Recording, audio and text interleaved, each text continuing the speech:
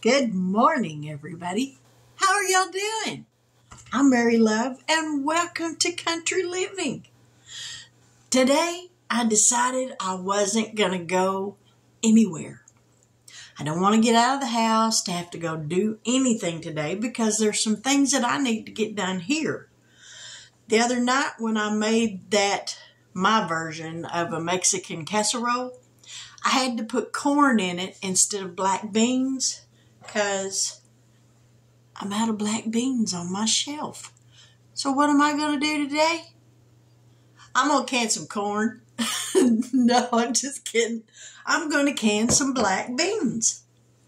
I went to the store and I bought me a 2-pound bag of black beans. The bag's empty because here are the black beans. I've washed them and everything. I've got them ready to go in the jars. Now I'm doing what they call a rebel canning on these, so I don't recommend it, but it does work, and it's the easiest way for canning beans. They will pressure can for 75 minutes. Now it will take longer than that because everything you do starting out is cold. The jars are cold. The beans are cold. The water is cold. So it all has to heat up, build up pressure in the pressure canner, and then you got to let that vent for about 10 minutes after it gets a steady stream of steam coming out. You got to let that go for 10 minutes. Then you put your weight on it, and when that weight starts jiggling, then you start your timer for 75 minutes. Pre-cooking or par cooking, and then canning them, the beans turn to mush. But doing it this way, they don't. But now, is it USDA approved? No, it is not. Does it work?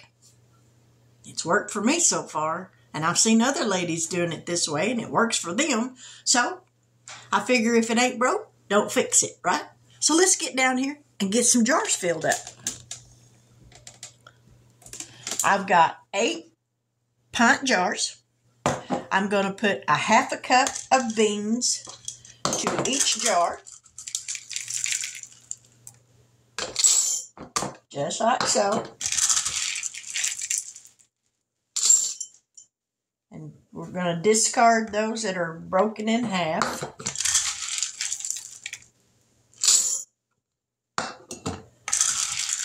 And doing it this way, it couldn't be any simpler. But as I said, it is not USDA approved. But sometimes you got to step outside the box and just do what you know works.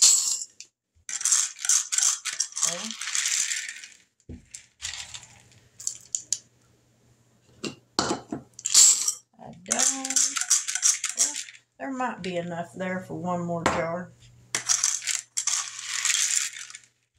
Yep. Now when I measured these out a while ago before I rinsed them, it measured out exactly 8 jars. Now that I've rinsed them, I guess they've swollen just a little bit, because now I got 9. Which, that's alright. We'll just add a few extra to each little jar, because a few extra ain't gonna hurt. And that way, these all get used up. Alright. So therefore, we got 9 jars. To each one of these jars, I'm going to add a half a teaspoon of canning salt. This is a preserving salt. So we're going to add a half a teaspoon to each jar.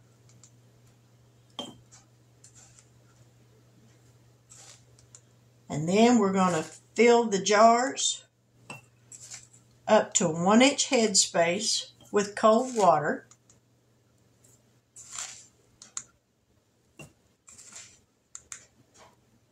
All right, we got that done.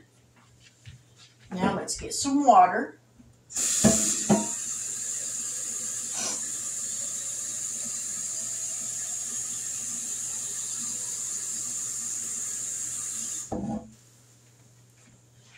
Get that funnel back out.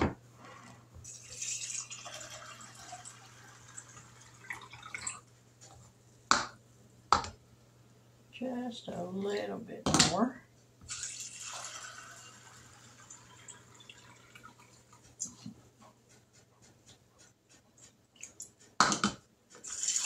And get some more water.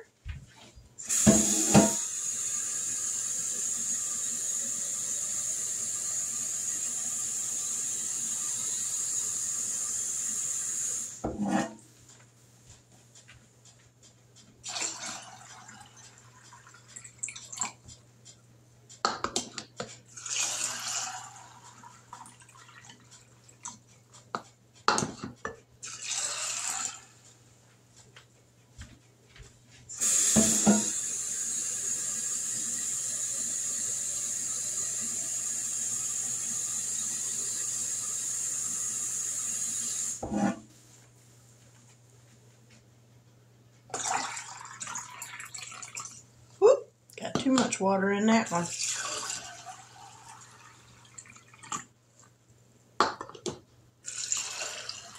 And one more time on filling this jar.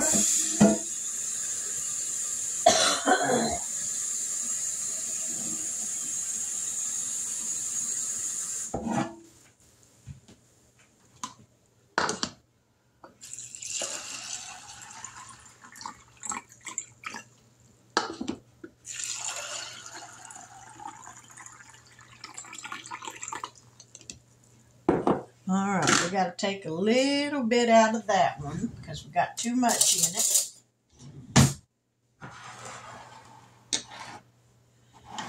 Yeah, we can use just a hair more in this one.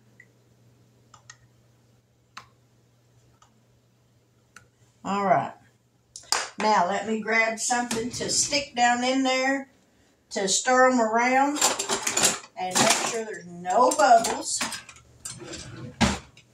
Because we don't want no bubbles in here. Then we'll wipe the rims off, put the lids on them and the rings, and pressure canning. When you're canning for more than 10 minutes, you don't have to worry about heating your lids. So that's a good thing. That's just another step we don't have to worry about doing.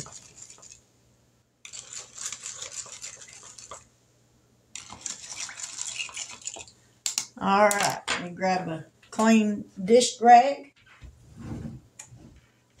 Get it wet. And we're going to wipe the tops of these jars off. Let's get this stuff out of the way.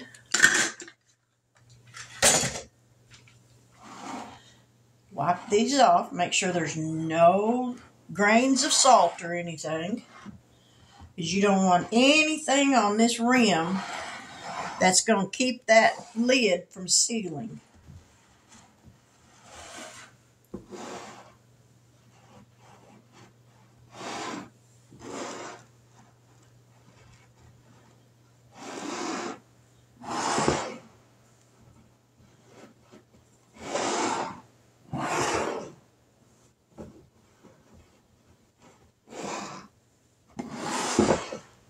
Alright, one more to go.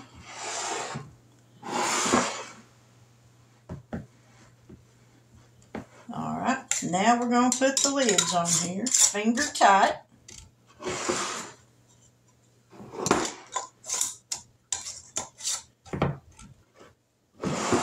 And I'm using the 4 jars canning lids. Y'all, I love these things. These are great.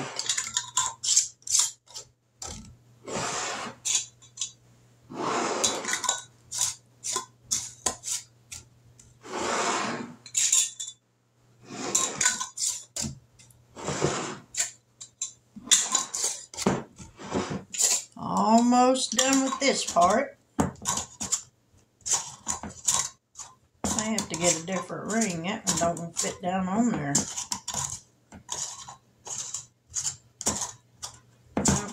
That one don't fit down on there, so we have to get a different one.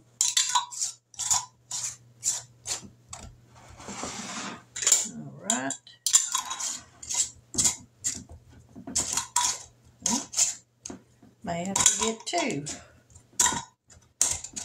Yep, gonna have to go grab 2 more different rings because those don't fit down on there right. So I'll be right back. Let's try these 2. There we go. All right, we got those all done. Now we're going to come over here to the canner. Now before I put my jars in my pot, I've got 3 quarts of cold water already in here. But I'm going to put a little bit of white vinegar in the water. That helps to keep your jars from turning all cloudy. Because we don't want cloudy jars.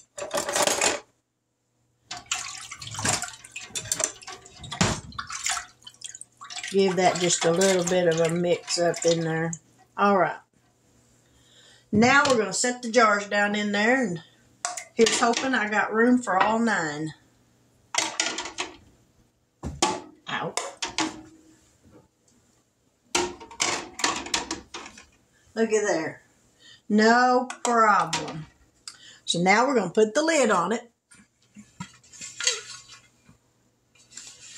Wait, Mary. Well, I got the pot turned around backwards for me. So let's turn this around. Now then. Put that on there. Turn this burner on.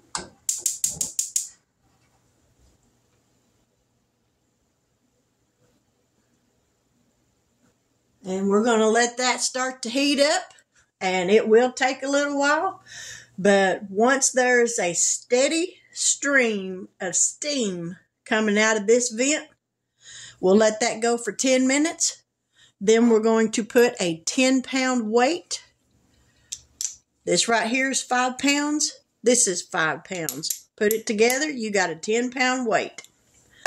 We'll put that on there and we'll let it go for 75 minutes once this goes to jiggling. So y'all stick around and we'll be back. Now, I don't know if y'all can see that steam that's coming out of there. But it's got about 4 more minutes to go. And it'll be going for 10 minutes. And then we'll put the weight on there and let that do its thing. And we'll go from there. I've been trying to adjust this heat so that it's not real hot, but that it keeps the steam going. So we got 3 more minutes on this, and then we'll put the weight on it. All right, now there's the timer. So now we're going to set the weight on there, and we'll wait for that to start jiggling, and then we'll set the timer for 75 minutes. Now, as you can hear, and you can see, that has started jiggling. So we're going to set this timer.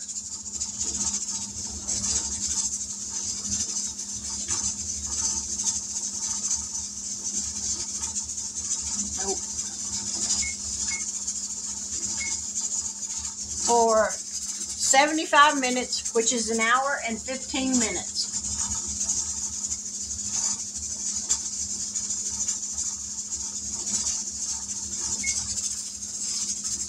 All right, we got an hour and 15 minutes on there. So let me adjust this heat.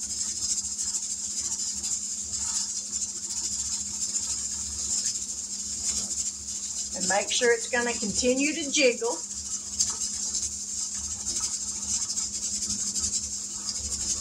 Because we just want it at a steady rock. We don't want it just going crazy. So, I think we're going to be good there.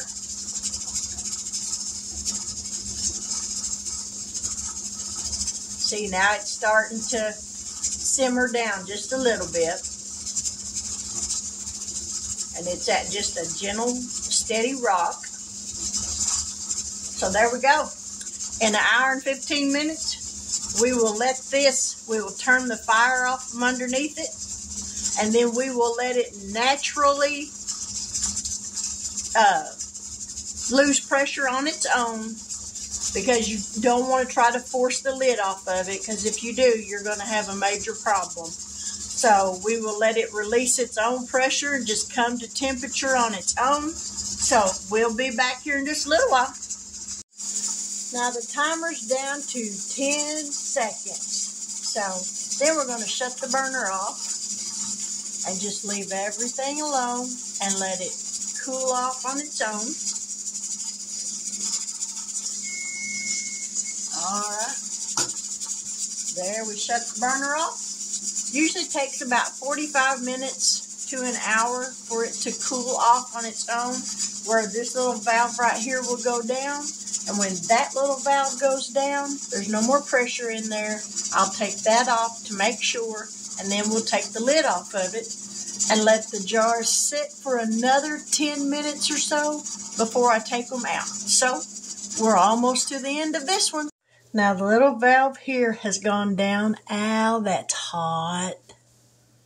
I got my finger closer to that lid than I thought I did. So there's no more pressure underneath it. So now we're going to take this, turn it, and we're going to open it away from us because there's going to be a lot of steam come out from underneath this thing.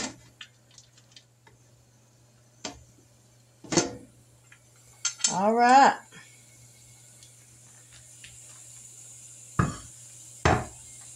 Oh, there was definitely some siphoning going on.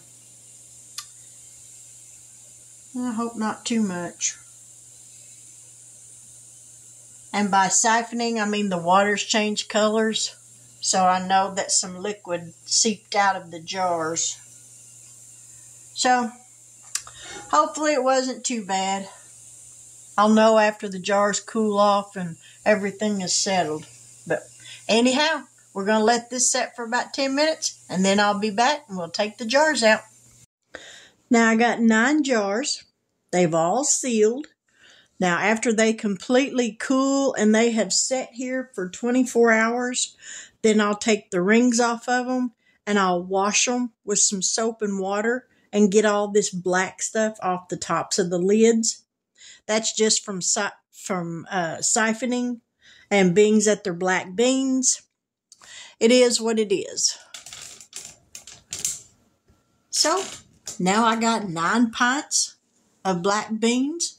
Now I couldn't have went to the store and bought 9 cans of black beans for $2.68. That's what I paid for that 2-pound bag of black beans. And these will come in handy for when I want to make a dish and I need a filler to go in it to stretch it a little bit. The black beans work out just fine. You can't taste them in anything. So I like adding them to like a Mexican style dish, casserole or something. And it just helps to stretch it a little further. But there's my canning video for today. I'll probably be doing some more later because I think I need some more kidney beans canned. And this way it just keeps me from having to buy the stuff at the store, because I can buy the dry beans cheaper than what I can buy the canned beans for at the store and just can them myself. It takes a little time, but it's not like I was going anywhere anyways, so I might as well get it done, right? I hope you like this video. If you do, give me a thumbs up.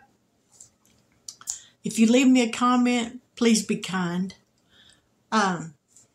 Nobody wants someone to leave them a bad comment. Nobody likes that. But anyway, I'm going to close this video out. I pray that y'all have a wonderful day. God bless. Take care. And until we meet here again after a while, y'all have a blessed afternoon.